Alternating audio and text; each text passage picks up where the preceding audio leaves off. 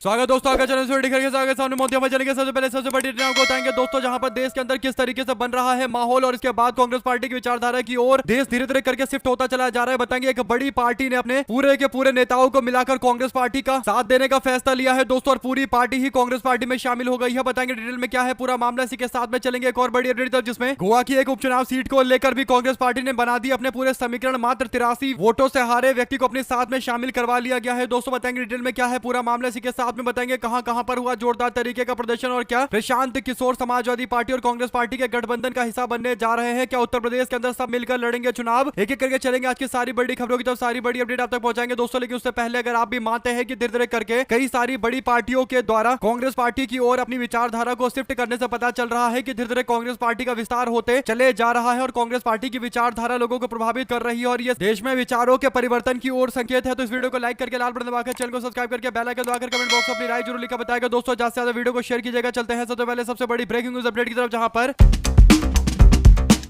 अरुणाचल प्रदेश के अंदर Arunachal democratic party यानी एडीपी पार्टी के सभी लोगों ने, बल्कि पूरी पार्टी ने कांग्रेस पार्टी का दामन थामने का फैसला लिया है दोस्तों। इंडियन नेशनल कांग्रेस में शामिल होते हुए इन सभी लोगों ने जानकारी दी कि उनकी विचारधारा कांग्रेस पार्टी के नजदीक है और इसीलिए वो नहीं चाहते हैं कि एक ही विचारधारा की दो पार्टी अरुणाचल प्रदेश जैसे राज्य के अंदर चले, और इसीलिए एडीपी पार्टी के सभी पदाधिकारियों ने कांग्रेस पार्टी का दामन थामा है, जिसमें पार्टी के पूर्व अध्यक्ष एडीपी के तामी पंगु साथ में मौजूद थे और पार्टी के राष्ट्रीय अध्यक्ष समेत सभी नेता, महासचिव किपा नाथुंग उपाध्यक्ष हो या फिर प्रवक्ता हो या फिर सियांग जिले के अध्यक्ष हो या महिला विंग की अध्यक्ष हो, युवा विंग के लोग हो, सभी के सभी 13 से ज्यादा पदाधिकारियों ने पार्टी का दामन थामने का फैसला लिया, यानी पूरी पार्टी का ही विलय करवा दिया गया है। इसका सीधा मतलब यह है कि जितने भी कार्यकर्ता एडीपी पार्टी के थे अरुणाचल प्रदेश में, वो कांग्रेस पार्टी की ओर आ गए हैं दोस्तों। यह घटना कांग्रेस पार्टी के लिए राज्य में मजबूती के संकेत देता है, खासकर विपक्षी भूमिका को मजबूत करने के लिए कांग्रेस पार्टी को एडीपी का साथ मिल गया है और एडीपी पार्टी ने कहा है कि वो किसी भी व्यक्ति को टिकट दिलवाने के लिए यहाँ पर नहीं आए, सब लोग एकजुट होकर यहाँ पर लड़ाई लड़ने के लिए आए हैं। विचारधारा और अपने अरुणाचल प्रदेश को बचाना हमारे लिए सबसे बड़ी प्राथमिकता है। ऐसे में अलग अलग मीडिया रिपोर्ट में यह जानकारी दी गई है दोस्तों, जिससे पता चल रहा है कि कुछ ना कुछ देश के अंदर बड़ा हो रहा है दोस्तों। अरुणाचल प्रदेश के लिए यह बहुत बड़ी घटना है। आप लोग पूरे मामले अपनी राय जरूर लिखकर बताएगा, ज्यादा से ज्यादा वीडियो को शेयर कीजिएगा। चलते हैं एक और बिग न्यूज अपडेट की तरफ दोस्तों, जिसमें कांग्रेस पार्टी का अगला बड़ा टारगेट गोवा है दोस्तों। गोवा के अंदर अगले साल चुनाव होने वाले और ऐसे में उपचुनाव में कांग्रेस पार्टी सीट जीतने के लिए एक नए समीकरण के साथ मैदान में कूदी है। हुआ यह है कि गोवा की स्थानीय और बड़ी पार्टी एमजीपी पार्टी के नेता ने कांग्रेस पार्टी का दामन थामा है दोस्तों। आपको बता दें कि गोवा के अंदर पोंडा सीट पर विधानसभा के चुनाव होने जा रहे हैं और इस चुनाव की तैयारियों के बीच में कांग्रेस पार्टी ने नंबर 2 नेता के तौर पर चुनाव में बड़ी भूमिका निभाने वाले व्यक्ति को अपनी पार्टी में शामिल करा लिया है दोस्तों। जो जानकारी है उसके अनुसार कांग्रेस पार्टी में एमजेपी पार्टी के नेता और पूर्व प्रत्याशी शामिल हो गए हैं दोस्तों। एमजीपी पार्टी के नेता केतन भट्टीकर कांग्रेस पार्टी में शामिल हो गए, जो पिछली बार चुनाव लड़े थे तो भारतीय जनता पार्टी के नेता रवि नाइक से केवल 87 वोटों से चुनाव हार गए थे और तीसरे नंबर पर कांग्रेस पार्टी का उम्मीदवार यहां पर था, यानी इस सीट पर मुकाबला त्रिकोणीय हो गया था, जिसका फायदा बीजेपी वाले को मिल गया दोस्तों। और मात्र 83 वोट से हारे चुनाव एमजीपी पार्टी के उम्मीदवार केतन प्रभु को कांग्रेस पार्टी ने अपनी पार्टी में शामिल करवा लिया है। और अब जब गोवा के अंदर पोंडा विधानसभा सीट पर उपचुनाव होंगे तो यहां कांग्रेस पार्टी के जीत की संभावना लगभग 90+ है दोस्तों, क्योंकि कांग्रेस पार्टी के खुद के वोट है और यहां पर एमजीपी पार्टी के नेता ने खुद से कितने सारे वोट जुटाए थे, यानी लगभग दूसरे नंबर पर जब रहे थे, केवल 83 वोट से हारे थे, तो इसका मतलब उनका क्षेत्र में खुद भी प्रभाव है। इसीलिए कांग्रेस पार्टी ने इस सीट पर भी अपनी दावेदारी को और ज्यादा मजबूत कर दिया है। आप लोग इस पूरे मामले अपनी राय जरूर लिखकर बताएगा। साथ साथ कांग्रेस पार्टी की हरियाणा इकाई भी अब जोरदार तरीके से मैदान में कूदी है। दरअसल दोस्तों हुआ ये कि कांग्रेस पार्टी की हरियाणा इकाई ने मंगलवार को कानून व्यवस्था, बेरोजगारी और किसानों की समस्या और कथित घोटाले को लेकर राज्य की भारतीय जनता पार्टी सरकार के खिलाफ विधानसभा तक मार्च निकाला दोस्तों। विपक्ष के नेता भूपेंद्र हुड्डा के नेतृत्व में कांग्रेस पार्टी के विधायकों ने हाथों में तख्तियां लेकर प्रदर्शन किया और कुछ विधायक सरकार को नींद से जगाने के प्रतीक के तौर पर झुंझुने यानी खिलौने भी लेकर पहुंचे थे। मार्च में शामिल प्रदेश कांग्रेस के अध्यक्ष राव नरेंद्र सिंह ने आईडीएफसी फर्स्ट बैंक मामले की केंद्रीय अन्वेषण ब्यूरो यानी सीबीआई से जांच कराने की मांग की दोस्तों। रविवार को आईडीएफसी फर्स्ट बैंक ने जानकारी दी थी कि हरियाणा सरकार के खाते से जुड़े प्रकरण में उसके कर्मचारी और अन्य लोगों द्वारा 590 करोड़ रुपए की धोखाधड़ी की गई है। राव नरेंद्र सिंह ने कहा कि राज्य सरकार ने भले ही इस मामले की जांच भ्रष्टाचार निरोधक ब्यूरो से कराने की बात कही हो, लेकिन कांग्रेस निष्पक्षता सुनिश्चित करने के लिए केंद्रीय एजेंसी से जांच चाहती है। हुड्डा ने कहा कि हरियाणा सरकार के वित्त विभाग ने अब तक अपने विभागों और सार्वजनिक उपक्रमों को बैंक खातों और सावधान अवधि जमा के आंतरिक जांच के निर्देश दिए हैं, जबकि ये धोखाधड़ी पहले ही पकड़ा जाना चाहिए था। हुड्डा ने राज्य में कानून व्यवस्था की स्थिति पर सवाल उठाए। उन्होंने आरोप लगाया कि भारतीय जनता पार्टी के शासन में अपराध बेखौफ हो रहे हैं, बेखौफ अपराधी घूम रहे हैं और लोग खुद को असुरक्षित महसूस कर रहे हैं। इन्हीं बातों को लेकर यह आंदोलन कांग्रेस पार्टी के नेताओं ने आयोजित किया था, जो बड़े स्तर पर सफल भी रहा। दोस्तों, इसी के साथ में एक और बड़ी अपडेट उत्तर प्रदेश से सामने आती है, जहां पर उत्तर प्रदेश के अंदर अखिलेश यादव की पार्टी और आईपैक यानी प्रशांत किशोर की संगठन के बीच में चल रही बातचीत को लेकर, संस्थान के बीच में चल रही बातचीत को लेकर समर्थकों ने कहा कि अखिलेश यादव को आईपैक यानी प्रशांत किशोर से जुड़े हुए संस्थान के साथ में मिलकर काम नहीं करना चाहिए। प्रशांत किशोर के संस्थान को रणनीतिक सलाहकार के तौर पर उत्तर प्रदेश चुनाव के मद्देनजर नियुक्त नहीं करना चाहिए, क्योंकि प्रशांत किशोर और भारतीय जनता पार्टी की साठगांठ है। ऐसे में दोस्तों, विपक्ष के लोग प्रशांत किशोर से दूरी बनाने के लिए बोल रहे हैं कि अखिलेश यादव को प्रशांत किशोर के आईपैक से दूरी बनानी चाहिए या मिलकर काम करना चाहिए। अखिलेश यादव ने पिछले महीने रॉबिन शर्मा जो डायरेक्टर है शो टाइम कंसल्टेंसी के, उनसे मुलाकात की थी और आईपैक के साथ में मिलकर चुनाव लड़ने की तैयारी बताई जा रही है। आप लोग पूरे मामले में अपनी राय जरूर लिखकर बताएगा। साथ साथ चलते हैं एक और अपडेट की तरफ दोस्तों, जिसमें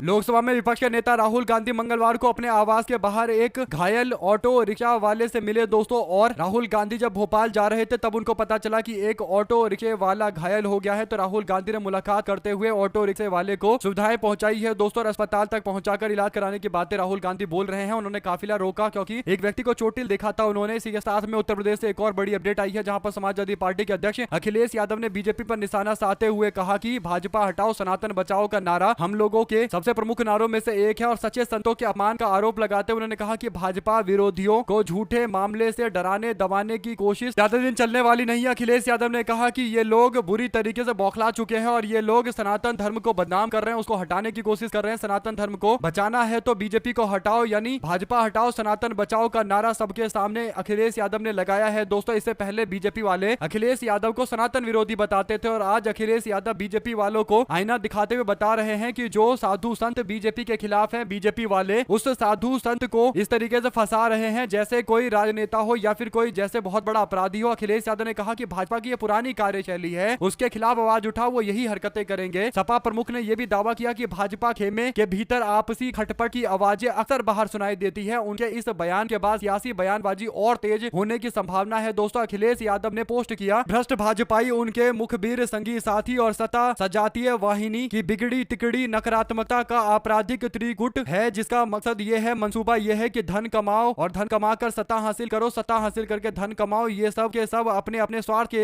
एक अड्डे पर इकट्ठा है। वैसे ये एक दूसरे को फूटी आंख नहीं सुहाते। इनकी आपसी खटपट की भूमिगत आवाजें अक्सर बाहर सुनाई देती है, यानी बीजेपी के अंदर जो गुटबाजी है दोस्तों और भारतीय जनता पार्टी के अंदर जो अलग अलग ग्रुप चल रहे हैं, उन ग्रुपों के आपसी बातचीत में जो बातें हैं वो केवल यही है कि सब एक दूसरे के साथ इसलिए हैं क्योंकि अपना हित साधना चाहते हैं और भ्रष्टाचार करना चाहते हैं। अखिलेश यादव यही बोलना चाहते हैं और निशाना साध रहे हैं दोस्तों। क्या अखिलेश यादव की इस बात से आप इत्तेफाक रखते हैं? कमेंट बॉक्स में अपनी राय जरूर लिखकर बताएगा। साथ साथ चलते हैं एक और अपडेट की तो दोस्तों, जिसमें रायबरेली में कांग्रेस पार्टी के कार्यकर्ता और पदाधिकारियों ने कलेक्ट्रेट परिसर के अंदर प्रदर्शन किया दोस्तों, और यह प्रदर्शन यूथ जिला अध्यक्ष मोहित मौर्य की दिल्ली पुलिस द्वारा गिरफ्तारी के विरोध में किया गया। कार्यकर्ता ने केंद्र और उत्तर प्रदेश सरकार के खिलाफ नारेबाजी की और जिला अधिकारी को इस पूरे मामले को लेकर ज्ञापन दिया गया है और ज्ञापन राष्ट्रपति को देने के लिए जिलाधिकारी को दे दिया गया कि वो राष्ट्रपति तक पहुंचा दे इस ज्ञापन को। प्रदर्शन के दौरान कांग्रेस के कार्यकर्ताओं ने कहा कि जब जब मोदी डरता है पुलिस को आगे करता है। राहुल गांधी और प्रियंका गांधी सोनिया गांधी के समर्थन में नारे भी लगाए गए दोस्तों। आप लोग इस पूरे मामले पर अपनी राय जरूर लिखकर बताएगा अगर आप भी मानते हैं कि कांग्रेस के कार्यकर्ता अब ऐसे कार्यकर्ता है जिनको बिल्कुल भी डर नहीं लगता। उनको पता है कि बीजेपी को उन्होंने 24 में यानी 2024 के चुनाव में 240 पर लाकर लपेट दिया और आने वाले अगले चुनाव में बीजेपी को एकदम नीचे ऐसी जगह पर लाकर छोड़ देंगे जहां से भारतीय जनता पार्टी दूर दूर तक बहुमत के आंकड़े तक नहीं पहुंच पाएगी। आप लोग इस पूरे मामले में अपनी राय जरूर लिखकर बताएगा दोस्तों। इसी के साथ में कांग्रेस पार्टी ने असम को लेकर भी एक बड़ा फैसला लिया है। कांग्रेस पार्टी ने गठबंधन के तहत असम जातीय परिषद को 9 सीटें देने का फैसला लिया है दोस्तों। इन सीटों में जो सीटें हैं दोस्तों वो होजाई की सीट है, बरहामपुर की सीट है और बिनाकंडी की सीट है, बजाली की सीट है और डिब्रूगढ़ के साथ साथ सारूपत्थर और गुवाहाटी सेंट्रल की सीट भी दी गई है। सादिया की सीट और पलाशबारी की सीट भी दी गई है। सूत्रों के अनुसार कांग्रेस पार्टी बराक वैली की एक सीट एजीपी को देना चाहती है, एजेपी को देना चाहती है, असम जातीय परिषद को देना चाहती है। असम जातीय परिषद ने जब पिछली बार विधानसभा का चुनाव लड़ा था दोस्तों तो पिछली बार इनको तकरीबन 3.5% के आसपास वोट मिला था, बल्कि 3.5% वोट शेयर था और 2 सीट पर इनके उम्मीदवार ने अच्छी लड़ाई लड़ी थी और लगभग 19% और 23% वोट हासिल किया था, जिसमें एक तो धुलियाजन की सीट थी और दूसरा नाहरकटिया की सीट थी। दोस्तों ऐसे ही 2024 के लोकसभा चुनाव में डिब्रूगढ़ सीट पर इन्होंने चुनाव लड़ा था और यहाँ पर इनके उम्मीदवार लुरिन ज्योति गोगोई को 4,14,000 वोट मिले थे और भारतीय जनता पार्टी के उम्मीदवार सर्बानंद सोनोवाल से ये चुनाव हारे थे, यानी काफी क्लोज इलेक्शन हारे थे और 4 लाख के आसपास वोट मिला था। इसका मतलब ये पार्टी अच्छा परफॉर्म करेगी और कांग्रेस पार्टी के साथ मिलकर इस पार्टी ने अच्छा अपना रंग दिखाया है। तो ऐसे में कांग्रेस पार्टी इस पार्टी को जानबूझकर प्रमोट कर रही है। अगर आप भी मानते हैं कि बात एकदम सही है और कांग्रेस पार्टी को इस पार्टी के साथ मिलकर आगे बढ़ना चाहिए और जो 9 सीट देने का फैसला लिया गया है ये अच्छी बात है, तो अपनी राय जरूर लिखकर बताएगा। दोस्तों इसके तरह अगर आप लोगों को कोई और अपडेट चाहिए तो असम से जुड़ी सारी बड़ी खबरों के लिए हमारे साथ लगातार इसी तरीके से बने रहिए और कमेंट बॉक्स में अपनी राय जरूर लिखकर बताएगा। दोस्तों लाल बटन दबाकर बेल आइकन जरूर दबाइएगा ताकि अपडेट आप तक आगे भी पहुंचती रहे। चलते हैं एक और अपडेट की तरफ दोस्तों, जिसमें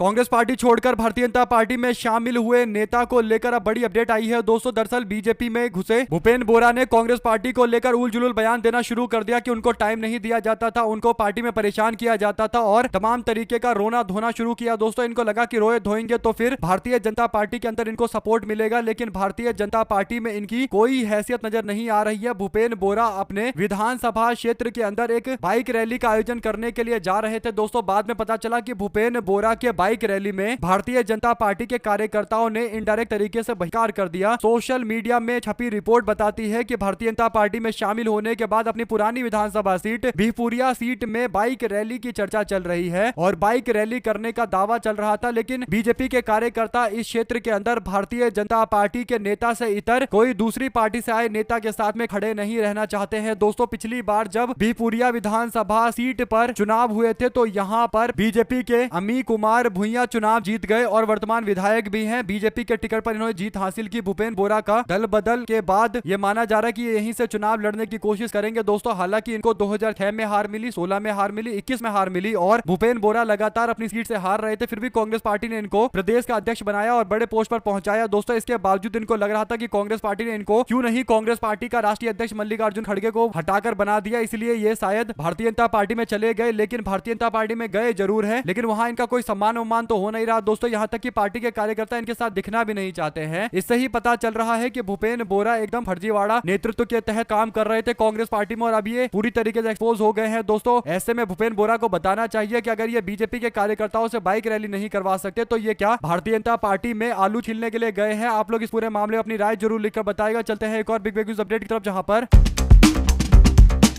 शंकराचार्य को गिरफ्तारी के अंदेशे के बीच शंकराचार्य ने हाईकोर्ट का दरवाजा खटखटाया है। दोस्तों बच्चों से यौन शोषण के मामले को लेकर शंकराचार्य पर जो आरोप लगाया गया, विमुक्तेशानंद ने मंगलवार को इलाहाबाद हाईकोर्ट में अग्रिम जमानत याचिका दायर कर दी है। उन्हें डर है कि प्रयागराज पुलिस उनको गिरफ्तार कर सकती है। 21 फरवरी को एफआईआर दर्ज करने के बाद प्रयागराज पुलिस ने जांच तेज करने का दावा किया और टीम ने स्थानीय पुलिस से शंकराचार्य और उनके करीबियों की जानकारी जुटाने की बात कही। दोस्तों शंकराचार्य के खिलाफ की जा रही इस कार्रवाई को लेकर एक बहुत बड़ी नाराजगी, इसमें कोई दो राय नहीं है और ऐसे में शंकराचार्य पर जो आरोप लगाए गए उसमें एक पत्रकार ने बताया कि उस पर दबाव बनाया गया था कि वो आरोप लगाए शंकराचार्य के ऊपर और उनके सभी लोगों के ऊपर, आसपास के लोगों के ऊपर कि बच्चों के साथ में यौन शोषण किया गया है। दोस्तों शंकराचार्य ने कहा कि वो पूरी लड़ाई लड़ने को तैयार है, वो इस तरीके की धमकियों से डरते नहीं है, इस तरीके के आरोपों से डरते नहीं है और अब शंकराचार्य को पता है कि पुलिस वाले गिरफ्तारी करने की कोशिश करेंगे। और आप लोग जानते हैं कि दिल्ली में या कहीं भी बीजेपी की पुलिस जब गिरफ्तार कर लेती है दोस्तों तो वो नए नए तरीके से व्यक्ति को जेल में रखने की कोशिश करती है और इसीलिए शंकराचार्य को पता है कि ये लोग गिरफ्तारी का अटेम्प्ट कर सकते हैं, तो पहले ही जमानत याचिका दाखिल कर दी गई है। अगर आप भी मानते हैं कि एकदम सही फैसला लिया है शंकराचार्य अभिमुक्तेशानंद सरस्वती ने दोस्तों, और वैसे भी ज्योतिर्पीठ के शंकराचार्य की गिरफ्तारी अगर होगी तो ये देश में पहली बार इस तरीके का मामला होगा और बीजेपी सरकार और भारतीय जनता पार्टी की जो हिंदुत्व की राजनीति है वो सवालों के घेरे में आएगी दोस्तों। इसके बाद ये देखना होगा कि ब्राह्मण समाज के लोग इस पर क्या प्रतिक्रिया देते हैं। उत्तर प्रदेश के अंदर जो पहले ही यूजीसी के मामले को लेकर भाजपा के विरोध में खड़े होते हुए नजर आने लगे हैं। आप लोग अपनी राय जरूर लिखकर बताएगा, ज्यादा से ज्यादा वीडियो को शेयर कीजिएगा। चलते हैं एक और बिग न्यूज अपडेट की तरफ दोस्तों, जिसमें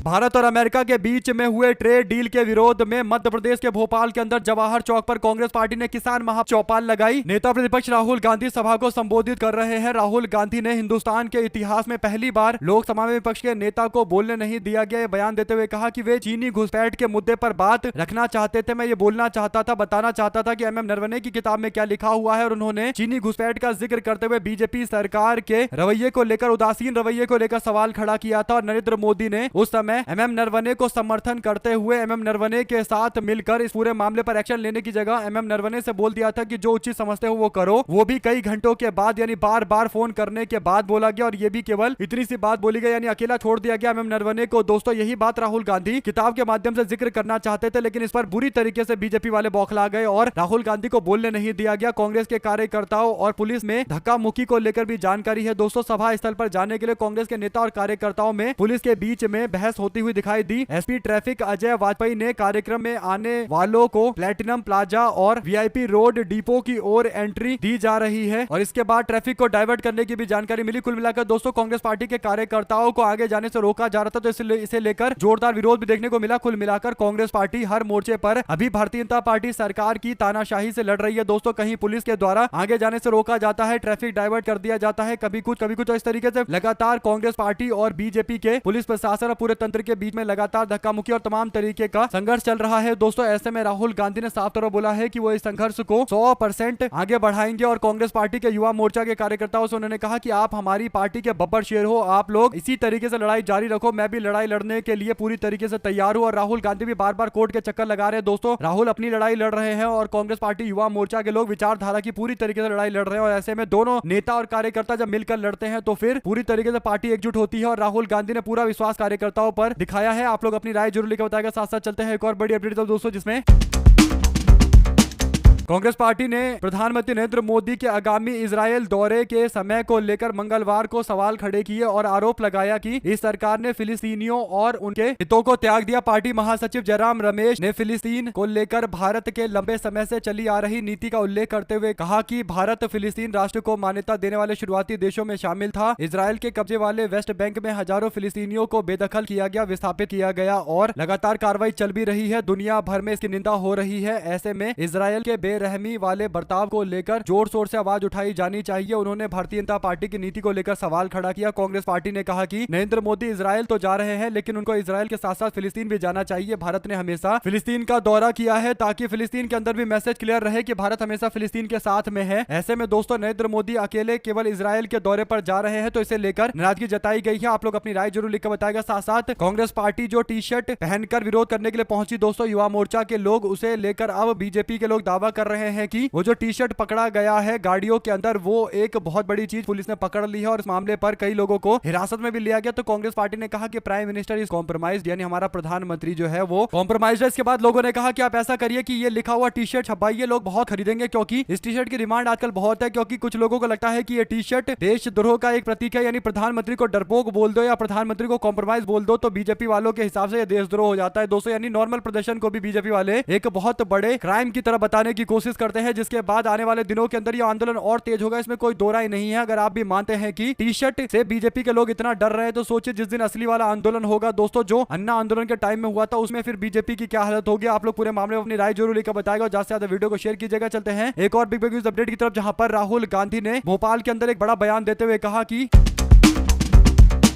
मैंने संसद के अंदर आर्मी चीफ एमएम नरवणे जी की किताब पर बात रखनी चाहिए, लेकिन मुझे बोलने नहीं दिया गया। नरवणे जी ने अपनी किताब में लिखा कि चीन के टैंक भारतीय सीमा की ओर बढ़ रहे थे, और तब नरवणे जी ने रक्षा मंत्री राजनाथ सिंह को फोन लगाकर फोन पर बताकर कहा कि आपसे मुझे ऑर्डर चाहिए, बताइए आगे क्या एक्शन लिया जाएगा और क्या इनको जवाब देना है। नरवणे ने एनएसए अजीत डोभाल को फोन लगाया, विदेश मंत्री एस जयशंकर को फोन लगाया, लेकिन कोई जवाब नहीं मिला। 2 घंटे बीतने के बाद नरवणे ने राजनाथ सिंह को फोन करके ऑर्डर मांगा और कहा कि आप प्रधानमंत्री से बात करके मुझे बताइए। तो इसके बाद राजनाथ सिंह ने प्रधानमंत्री से बात की और एमएम नरवणे जी से बिना बात किए हुए राजनाथ सिंह ने कहा कि मोदी जी ने कहा है कि जो उचित समझो वो करो, यानी नरेंद्र मोदी को नरवणे जी से सीधी बात करनी चाहिए थी। नरवणे जी ने अपनी किताब में लिखा है कि उस दिन हिंदुस्तान की सरकार और प्रधानमंत्री ने उन्हें और सेना को अकेले छोड़ दिया। राहुल गांधी आगे कहते हैं कि यानी जब आर्मी चीफ को ऑर्डर देने और चीन को रोकने का समय आया तो प्रधानमंत्री गायब हो गए, यानी जब आर्मी चीफ को ऑर्डर देने का टाइम आया तभी नजर नहीं आया। इस मामले को लेकर सवाल तो उठता ही है दोस्तों। राहुल गांधी जनता के बीच में पूरी कहानी सिलसिलेवार तरीके से सही तरीके से बता रहे हैं, जो हमेशा से जनता के बीच में पहुंचनी भी चाहिए, क्योंकि गोदी मीडिया के कारण देश के अंदर बड़ी बातें विपक्षी नेताओं की नहीं पहुंचती, तो डायरेक्ट कम्युनिकेशन, डायरेक्ट सूचना देना पड़ता है। आप लोग क्या अपनी राय देना चाहते हैं दोस्तों, लिखकर जरूर बताएगा। साथ साथ चलते हैं एक और बड़ी अपडेट की तरफ, जिसमें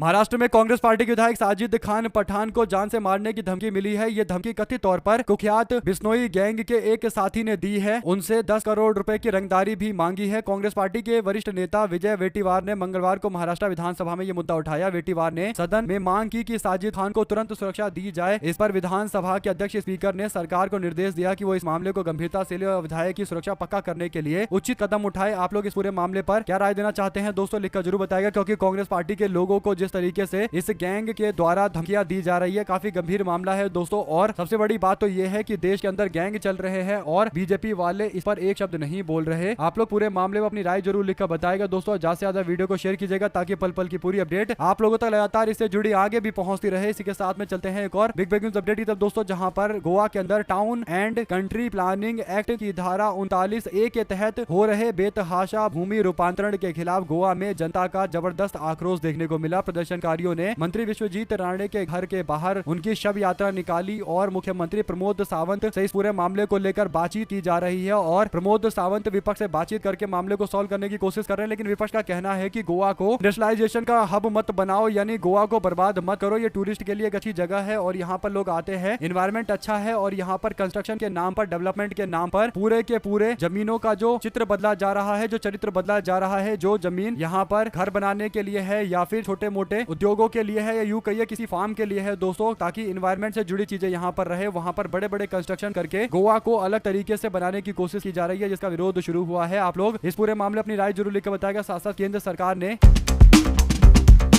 केरल चुनाव के नजदीक आने के साथ ही एक बड़ा फैसला लिया है दोस्तों। केरल का नाम बदलकर केरलम करने का प्रस्ताव मंजूर कर दिया गया है। केंद्रीय सूचना और प्रसारण मंत्री अश्विनी वैष्णव ने कैबिनेट बैठक के बाद इस फैसले की जानकारी दी है। आप लोग इस पूरे मामले में अपनी राय जरूर लिखकर बताएगा दोस्तों। अगर आप भी मानते हैं कि नाम बदलने की राजनीति शुरू से अब की जा रही है और आप लोग जानते हैं कि केरल का नाम बदला गया है कुछ दिनों में, हो सकता है कि कुछ और नाम बदलकर बीजेपी वाले वहां की राजनीति में अपने आप को सक्रिय दिखाने लगे। आप लोग अपनी राय जरूर लिखकर बताएगा। ज्यादा से ज्यादा वीडियो को शेयर कीजिएगा। हमारे लगातार जुड़े दोस्तों का बहुत बहुत धन्यवाद। देख रहे थे आपका अपना चैनल जय हिंद जय भारत। ज्यादा से ज्यादा वीडियो को शेयर कीजिएगा।